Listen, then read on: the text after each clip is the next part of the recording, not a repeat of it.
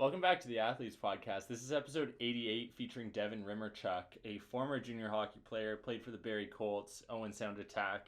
Honestly, the guy's just a truly gifted athlete.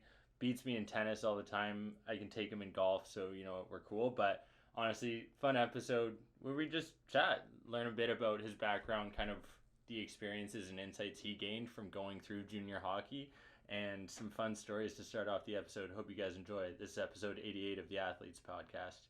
Here we go. I got a pretty funny billet story. I don't know. It's probably appropriate. For sure. So me and Mac, we're billeting together. We have like first time billets. They've never had kids before, so they're kind of learning on the fly. We're pretty young and reckless, and they kept making us pork chops like every single day, and we'd eat it for like 3 or 4 days straight. So every like supper would be like, oh, pork chops again, here we go. And they just get super dry. Like pregame meal, we're having pork chops. So I'm like, this is awful. And she would leave little like sticky notes on the counter, like, hey boys, have a great day, fruits in the fridge, pork chops for dinner. And so Mac and I were just getting fed up with it. We'd start coming home with like big chickens and eating in front of them and just like scoffing it down. And then we were like, I don't know, we were doing something one night. We were writing notes to each other like she would do in the morning under the doors. Oh. Right? And right before we did this, they had these 2 huge docks, and they took these massive dumps in the backyard. They just left them there, right? Yeah. So Mac and I, being young and dumb, we go back there, and I just laid one down right beside the docks crap. And so we're writing notes back and forth on the door, like, hey boys, shit's in the backyard, pork chops on the porch, and like writing all this. And so we're like laughing, right?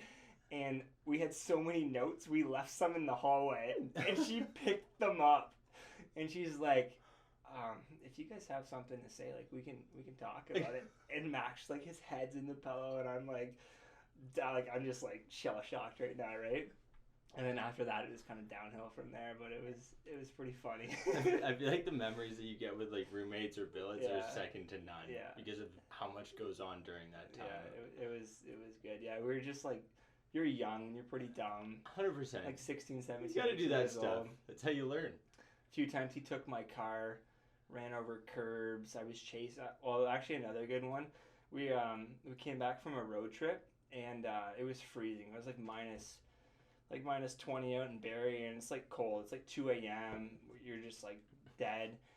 We get back, and me and my buddy Scotter, we like to like get Matt going, so we got in the car and we drove away and left him in the middle of the parking lot. He picked up a stick from the trainer's thing, he javelined through it like 40 yards right through my back window, and it ended up right beside our console. And we look at each other. He's like, that's the last time you're ever going to drive away from me. And so I was driving around Barrie with no back window for like 2 days. It was hilarious, but... Wow, get that guy a javelin stick. Yeah, it was pretty funny, but yeah. That's all. I guess those were my funny stories I ran by, but they're already live right now. But. Boom, we're golden. Okay, how do you actually say your last name? Rymarchuk. Yeah. Okay, so I've been saying it right. Mm-hmm. Okay, so everyone, like, typically people go with Rymer just so that they cover the bases, don't screw it up. Yeah. But, I had to make sure.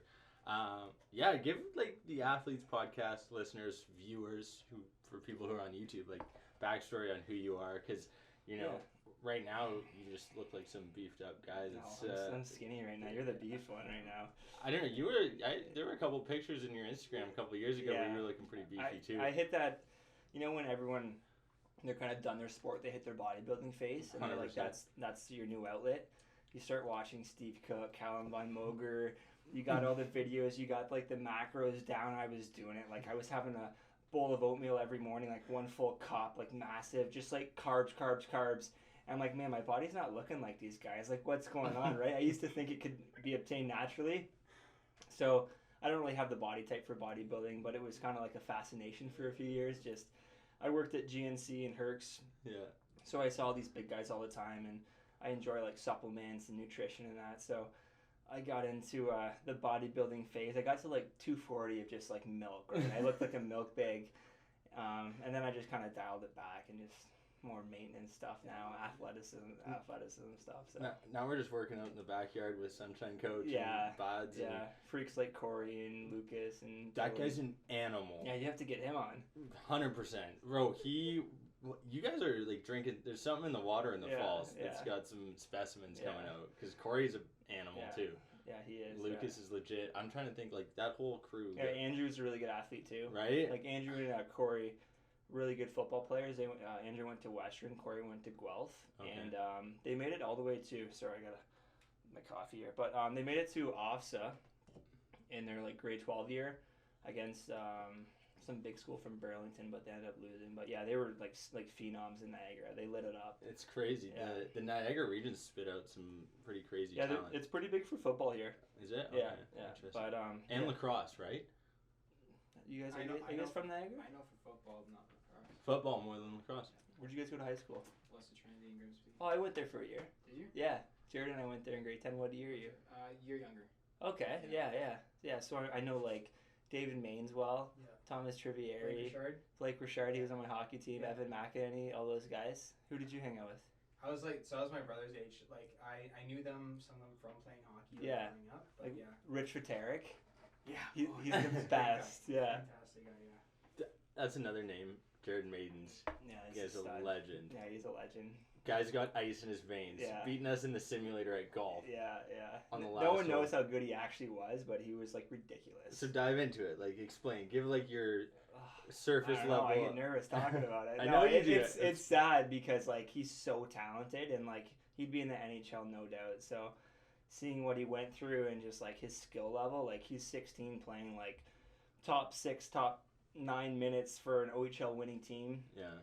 Like pretty unheard of for a 16-year-old, right? So yeah, just his skill level, his maturity, like just natural power, speed, like he had it all. So he's the most humble guy, so I got to pump his tires a little bit. For sure. He'll never talk about it, but yeah, he's just absolutely disgusting. He deserves it, man. I've seen that guy stick handle through some pretty crazy things on his. Yeah, it's wild. And okay, so talk about that Owen Sound team. Because you guys were pretty. I wasn't on that team, but I watched closely. I was like a prospect, I guess. So I went to all the games and was there for like the Mem Cup and the OHL finals and all that. I went with Jared's family, but their team was just loaded. Like Andrew Shaw, Garrett Wilson, Joey Hishin, Jesse Blacker, Matt Petgrave played for the Ice Dogs here. Other guys too, like Cameron Braze, Gaber was on the team too. That was on here. But yeah, they were just loaded, like heavy team. Played really hard. Hishin was kind of their superstar too. He was a first round pick to the Avs, but he had concussion issues too. He got hit by I think Braden McNabb. I think he plays on Vegas now. Yeah. He was on like Kootenay and he got hit in the Mem Cup, and then from there, nothing. Never really recovered to the same player. But dude, injuries are the worst thing in sports. Concussions too. More specifically concussions. Yeah. Like. Just because you can't see it too, right? And it's that invisible injury. It's all feel. Well, we had those heads up can on who were like really good boys Ben with. Finelli? Ryan Sutton, Seth Mendelson, crew, and they are like what they're doing is pretty incredible. Hopefully, like in the next couple of years, some of their work gets some light shone on it because they're just like putting in the time and the effort, and it's. Again, effort that you can't necessarily see, but eventually, hopefully, long term, people will start to recognize it. And again, it takes so much research, and unfortunately, people are going through it, and that's the nature of the game with sports, right? Like, here's a question: what do you think of that Mark Scheifele suspension? I think it's a hockey play, like right. You're going if you're in that situation, you're going full speed back checking. How do you really control your body any better than he did? Like, I think anyone's going to finish that check. I mean, it's an unfortunate result that comes from it, but what are you going to let the guy score the goal? Like hip check him and not hit him in the head? Like, it's just a hockey play, right? So, those plays are kind of non-existent anymore, but it's too bad. But I'll get back to who I am. Yeah, let's go into that. But yeah, I grew up in Niagara. Played a whole bunch of sports growing up. A lot of like basketball and hockey. Didn't really like specialize anything, kind of jack of all, master of none, one of those things. And then as I got older, you just kind of weed your way towards hockey because that's the environment you're in. I loved basketball. I loved a lot of sports, but it just wasn't kind of present in this area at the time. So I'd probably say like major bantam, minor midget. I started kind of taking hockey really seriously, and in minor midget, I was lucky enough to move to Grimsby, where I went to Blessed Trinity, and Jared lived down the street from me. We played for Hamilton, so it was a pretty cool experience. We had like the head of OHL Central Scouting as one of our coaches. That works. So he was sweet. He ex-pro player Matt Turek. He's a big real estate agent up in Hamilton. Okay. And just playing with some really good players. Like Evan was unreal. Like Blake, Luke Cairns, all these guys. And my team in Niagara Falls was just so bad. Like love the guys there, but we were like one of the worst teams in Ontario. So it definitely helped me out a lot. I don't know if I would have got drafted if I didn't make the switch, right? So people were calling me crazy at the time, but it was an unreal experience. I was just lucky enough to be able to move up there and play. And then from there, I got drafted to the Owen Sound in the 5th round. And I went to camp that year. Just didn't really know what to expect. Never really played at that level before. I was just like tall, skinny, lanky. My whole game was kind of like hitting guys and bullying guys smaller than me, my age. Then when you get to that level, like they're not like they're men, but when you look at 20-year-olds now, you're like, oh, they're not really men. But yeah, like they're men at the time. Compared right? to you at 16. When 100%. you're 16, they're bigger guys. But so then I played my first year of junior in Fort Erie. We were a really bad team, but I played a ton. I think we started the year with like 14 forwards, 8D, end of the year with like 10 forwards, 5D. But it worked for me because I played a ton. It was super appreciative of like all the playing time and opportunity there. And then from there, just had a really good summer training with some local guys in Niagara, and made Owen Sound out of the main camp the next year. And didn't really play a whole ton. Was kind of in and out of the lineup. Started like fighting a little bit to play more, but we had some really tough guys. Like Gaber was tough. He was doing the same thing as me. We had a guy named Daniel Zweep. He was like 6'5", 230. Big boy. Curtis McDermott on LA. Yeah. He's a monster now. He was like 5'10" in minor midget, and then he just like sprouted up. He's probably the toughest guy in the NHL right now, I'd say. Isn't that weird how guys do that randomly? Yeah. Like, they just get those spurts? Crazy, and he's just like mean. We ended up fighting, actually, when I went to Barrie. He knocked me out, but... Maybe Jordan can pull that one up. I think all the fights from that, like, era got taken off YouTube, but... Really? Yeah. You guys are so frequent. They're trying to probably I don't know. Well, yeah, Ty Bilkey was fighting like 40, 50 times a year at the time. I don't know if you know that name. Junior hockey is different now. Yeah, so they took all the fights off YouTube, I think, for copyright stuff. But yeah, our team was tough, so I was just trying to find my way. And it was kind of the first time in my life I had real adversity. Going through life, you're kind of the guy in most your sports settings. I never got cut from a team before. I never got benched. I never got sat, really. So getting scratched and kind of handling that adversity and coming to the rink the next day, trying to work as hard as you can, but knowing you're not playing the next day, it's tough mentally. When you're 17, you just want everything given to you, right? So I definitely regret sometimes my mindset, and I think that's a big thing for young athletes who you're kind of targeting with this podcast, is just your mindset.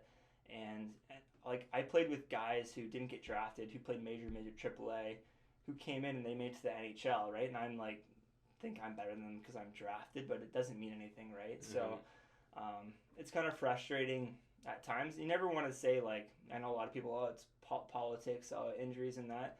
I think the good players emerge through all that stuff. For sure. And just kind of what happened in junior. So I had a decent year. My first year was trying to find my way. Didn't really capitalize on a lot of scoring opportunities I had, but it was a good year. Then my second year I came back, and our team didn't really lose any players. So I was like, crap, like I'm kind of in that same pickle. Our team was really good. They traded for some top-end guys. European picks come in, first-round picks come in. And then you're like, wow, I'm kind of on the outside looking in again. So I'm in the same spot. So it was even tougher my second year because I'm like, oh, I paid my dues last year. I thought it's supposed to work like you move up a line the next year, right? Then you kind of go from there. But it's a cutthroat business, right, hockey. And kind of same thing the next year. I was out of the lineup. I was miserable. I didn't like my coach. just every excuse in the book, right? And I wasn't training hard. I was just like in the dumps, right? And I finally asked for a trade, trying to see if grass was greener on the other side. I think the day before I got traded, I got rocked in Saginaw and had a bad concussion, like super, super bad. I got traded to Barrie with a bad concussion, and I'm so fired up to play on this new team. I'm going in with a concussion. I'm like, oh my goodness, like this is kind of stupid. They put me like on the third line in practice right away, and I'm like just in shambles, right? I tried to play a game. I'm like, I just told them, I'm like, guys, I can't play. They saw my hit before I got traded, and they understood. But Barrie was sweet. Like, our team was unreal. We ended up going to the OHL finals that year with like Scheifele, Brendan Lemieux, Ekblad, Athanasiou, tons of good players. I mean, on that team, I was happy to play like a fourth line role just because we were so stacked. And then in playoffs that year, I had a wrist injury. I tore all the ligaments in my hand, and I tried playing through it. Ended up not really getting resolved until next September. So then I went into camp with a bummed wrist, had surgery the first week of camp. And then from there, I'm 19 now, kind of outside looking in again. Probably would have been my year to play a little bit more and have kind of a chance until Christmas, until they make their decisions. And I just couldn't come back in time. My wrist wasn't good enough. And then the GM called me and he's like, hey, you can, sit around and kind of like, be a scratch in and out, or you can just go home and play junior B back home. So that whole 19-year-old year, I pretty much sat out. I played a couple games for the Canucks, but I was just like a mess mentally. Just like roller coaster from surgery, kind of the feeling of getting cut, like all your kind of hockey aspirations, like, oh, where can I go now, right? Like the dream was over. For sure. So it was tough. And as I'm rehabbing my wrist, I fall into the boards, and I ended up getting a bad hip impingement that summer too. So that was what I was going to ask, because you've had multiple injuries. I never want to blame on injuries, but there's definitely some luck that comes into play with being healthy and being able to play a full season and contribute. But then my 20-year-old year came, and I played for St. Catharines Junior B, and I was still a mess from concussions, my hip. I played maybe like 20, 30 games. It was a fun year, but my head wasn't in it. We had a pretty good team. We went to the finals against Caledonia, ended up losing there, and then kind of my hockey career, it was either, keep going through it, try to play university hockey, or I was just like emotionally drained, and I'm just like, I gotta stop. So when you get to that point where you're like, I gotta stop, obviously it's like tough to come to that realization and feel that through. Like, what do you wish you knew back then? Like, we talk about misconceptions a lot here, and like, I'm curious for those who are listening, like, my cousin's going through this right now. He's 15, going through like that getting drafted stage, whatever, and it's, what do you wish you knew kind of in those early junior years that you could kind of apply to your life? If you could rewind time. Oh, I just got that on my nose. That's embarrassing, eh? That's okay. That's hilarious. Jordan will zoom in on it. That's a pretty loaded question. I think just being like appreciative of your opportunity and just like your mindset coming to the rink every day. It's really a privilege to be able to play at that level. And even if it's junior B, junior C, whatever, just not taking it for granted, because it goes by so fast. Like, everyone would say that when you're 20, and when you get there, like, wow, that was 5 years gone, right? So yeah, I would say that, just being appreciative of the opportunity.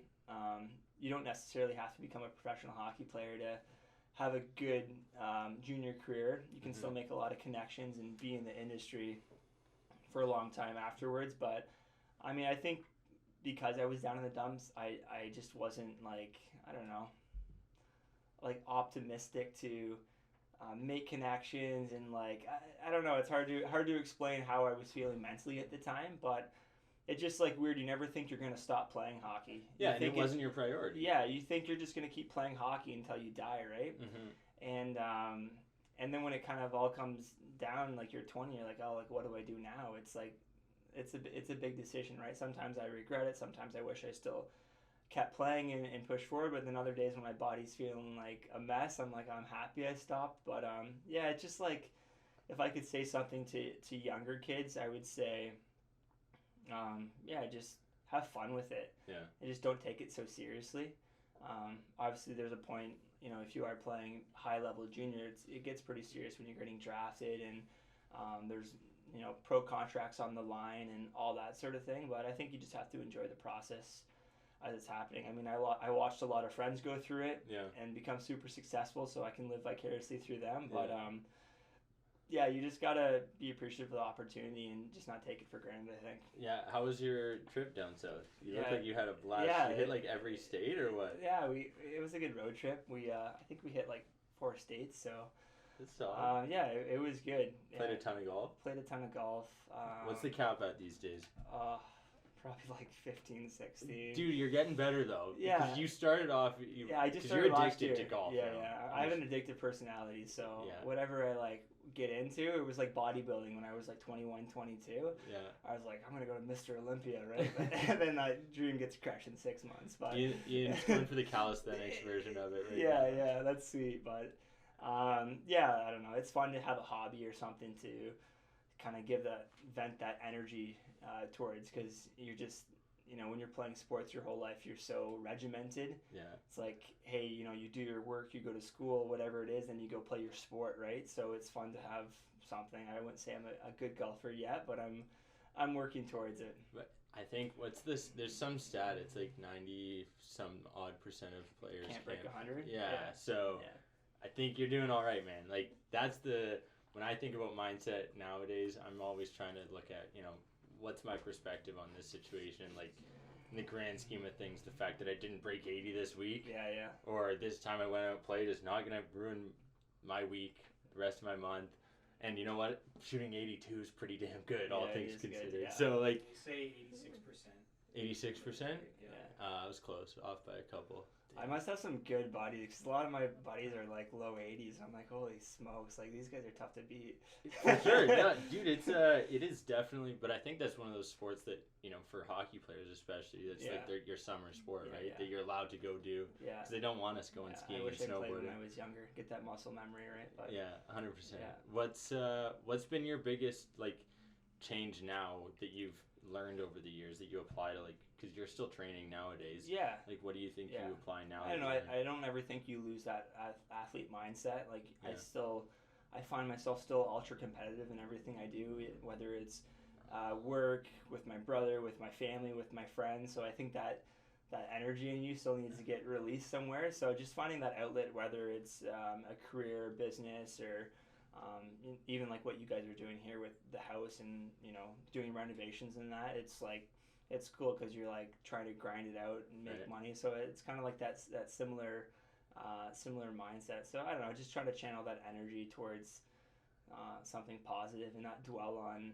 hockey or your sport career or your injuries that you had. So for sure. Well, dude, you're crushing it in multiple aspects. Like, don't be humble over here just because you're on the podcast. I don't know and about that. Shit. Jordan, who do you think is gonna win the cup? Stanley Cup or Euro Cup? Are we talking? Stanley Cup. Come on, I don't watch soccer. You know that.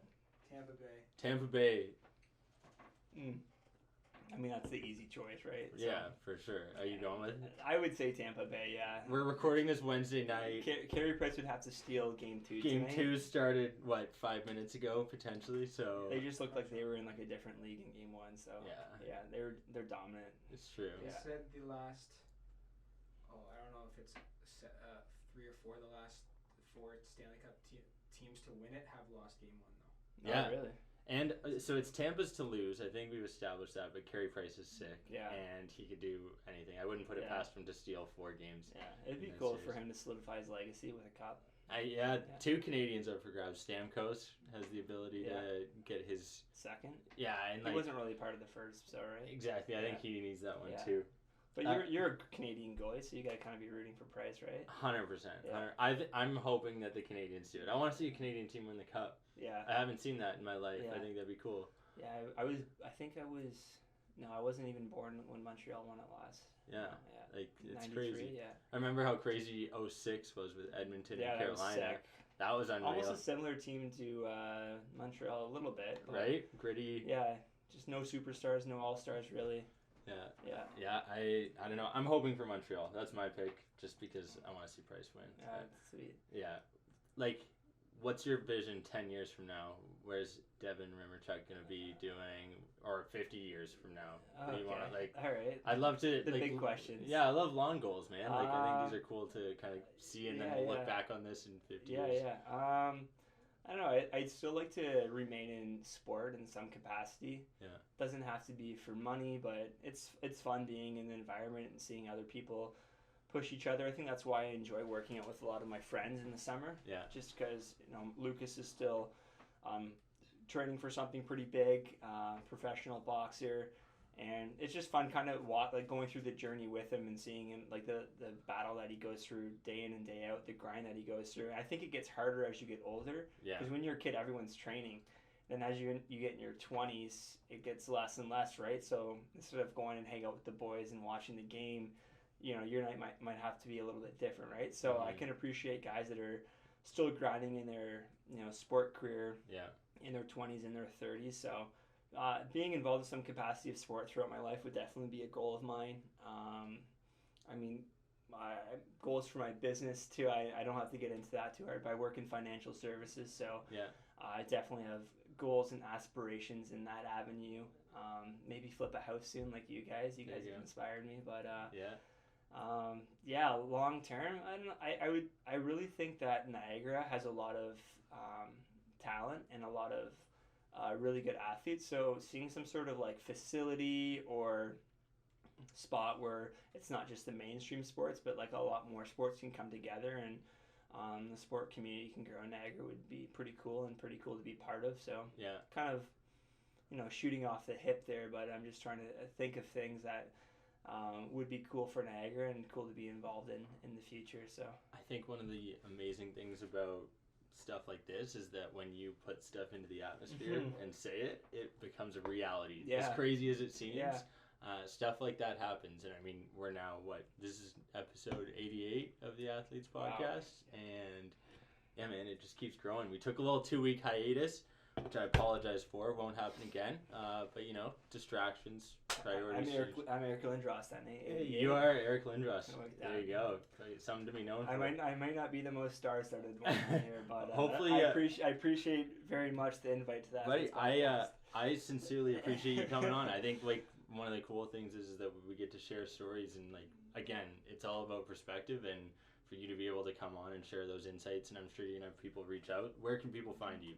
I have Instagram, I guess. So Devon Rymer. There we go. That would probably be the main one.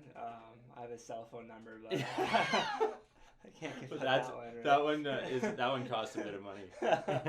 The way we wrap up every episode of the Athletes Podcast, as you know, is we ask our guests what their biggest piece of advice would be. Yeah. And you've touched on a couple pieces, but maybe a Coles Notes summarized version of where you think the next generation should put their focus and attention.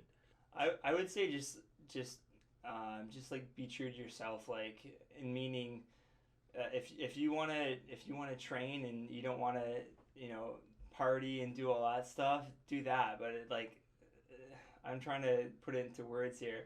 I mean, I think as athletes or as people in business or in professions, we all have fears, insecurities, the fears of what others think of us. And I think those are major things that hold us back, and they're obstacles, like the obstacle is the way, sort of thing. So I think if you can really get in tune with what is your fear, like say my fear is what other people think of me, and if I can really get a hold of that within my athletic career or business career or young athlete striving to do something, just don't let those fears stop you, right?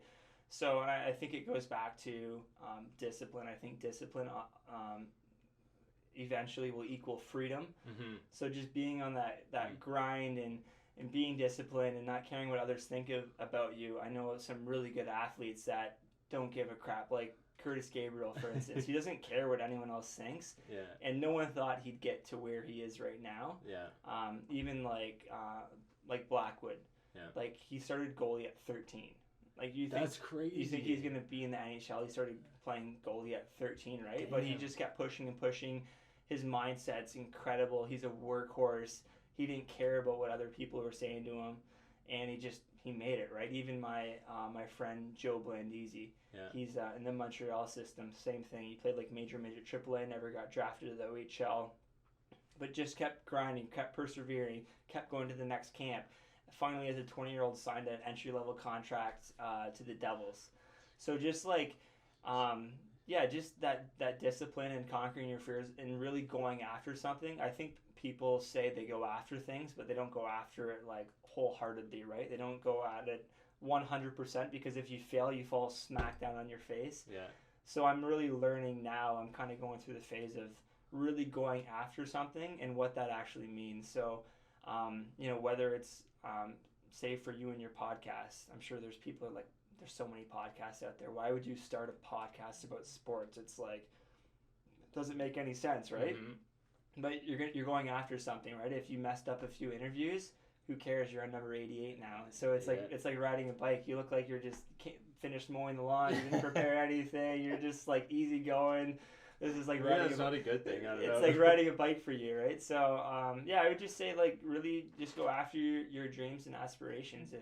If you think they're, what's the thing? If you shoot for the stars, you'll land on the moon type thing. It's pretty cliche, but no, I'm really trying to hone in on that right now with my life and just really going after things and conquering fears, insecurities, doubts that I have created in my life, whether it's coaches that have said things to me, people that I worked with said things to me, and those things sometimes resonate in you, right? Like, oh, you're not good enough, you can't do that, right? So I think really just understanding who you are as a person and going after it with your whole heart, and I don't think you'll have any regret at the end of the day if you do that. So.